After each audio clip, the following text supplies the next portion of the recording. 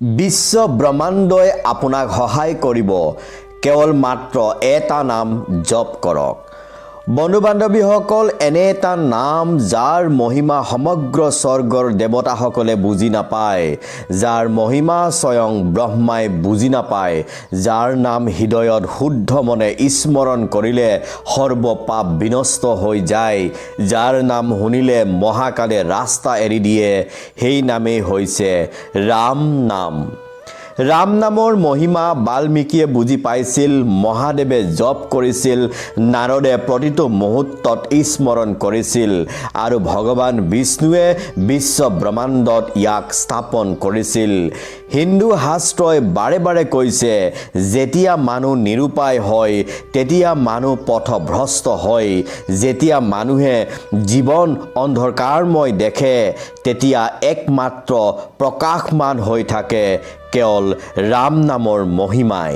বন্ধু বান্ধৱীসকল, আজি আমি জানিম ৰাম নামৰ ইমান প্ৰভাৱ কিয় নাৰদে ৰাম নামৰ দ্বাৰা ব্ৰহ্মজ্ঞান লাভ কৰিছিল, কিয় মহাদেৱ আৰু পাৰ্বতীয়ে কৈছিল সকলো মন্ত্ৰতকৈ ৰাম নামৰ মন্ত্ৰ শ্ৰেষ্ঠ, কিয় গৰুড় পুৰাণ, স্কন্দৰ পুৰাণত ৰাম নামৰ মহিমা অপৰম্পাৰ বুলি কৈছে, কিয় ৰাম নাম স্মৰণ কৰিলে ভাগ্য আৰু জীৱন সলনি হয় বুলি কোৱা হয়, কিয় ৰাম নাম জপ কৰিলে আয়ুস বৃদ্ধি হয়, কিয় ৰাম নাম জপ কৰিলে যমৰ কুপদৃষ্টিৰ পৰা বাচি যায় ইত্যাদি এই ভিডিঅ'টিৰ জৰিয়তে আপোনালোকে জানিব পাৰিব।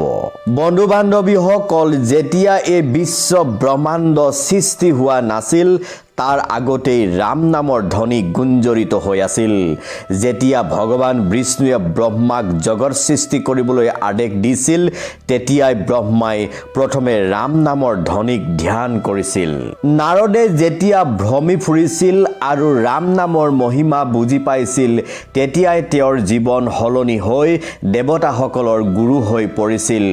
গৰুড় পুৰাণৰ মতে যি ব্যক্তিয়ে মৃত্যুৰ আগমুহূৰ্তত ৰাম নাম স্মৰণ কৰি মৃত্যু হয় লগে লগে তেওঁৰ সৰ্বপাপ নষ্ট হৈ আত্মা বৈকুণ্ঠলৈ গমন কৰে।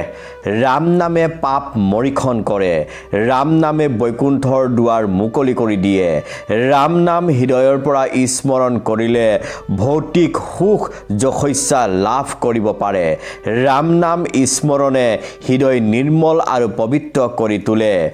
যমৰাজে যমদূতসকলক বাৰে বাৰে এটা কথা কৈ থাকে যে যি ৰাম নাম লৈ থাকে তেওঁৰ ওচৰলৈ কেতিয়াও নাযাবা, কাৰণ ৰাম নাম লোৱাসকলৰ ওপৰত যমৰ অধিকাৰ নাই।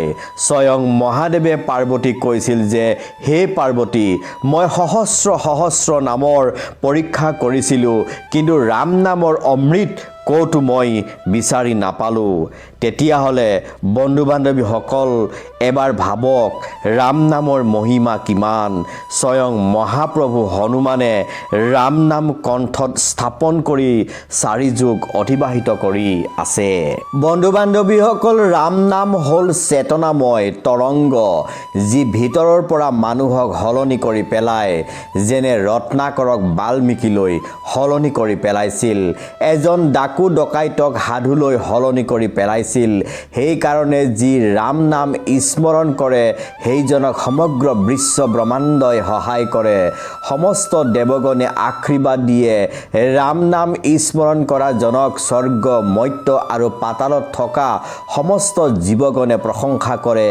যি ৰামক ভজে তেওঁ সমস্তকে পায়। ইয়াৰ প্ৰমাণ প্ৰভু হনুমান। প্ৰভু হনুমানে ৰামক ভজিছিল, সেইকাৰণে সমস্ত দেৱগণে তেওঁক আশীৰ্বাদ দি অমৰ কৰি তুলিছিল। সেইকাৰণে কোৱা হয় ৰাম নাম লোৱাজনৰ পৰাজয় কেতিয়াও নহয়, মৃত্যু নহয়, পুনৰ জন্ম নহয়। ভৌতিক সুখ লাভ কৰাৰ উপৰিও আধ্যাত্মিক সুখ লাভ কৰে। ৰাম নামে ৰোগ দূৰ কৰে, ৰাম নামে শত্ৰু নাশ কৰে, ৰাম নামে ভূত প্ৰেতক খেদি পঠায়, ৰাম নামে আধ্যাত্মিক জ্ঞান লাভ কৰায়, ৰাম নাম গংগা স্বৰূপ পবিত্ৰ, ৰাম নাম কল্যাণকাৰী আৰু ৰাম নাম মংগলকাৰী। সেইকাৰণে বন্ধু বান্ধৱীসকল আমি একান্ত মনে ৰাম নাম স্মৰণ কৰি আমাৰ জীৱনৰ গতি আমি সলনি কৰি ল'ব পাৰোঁ। ধন্যবাদ।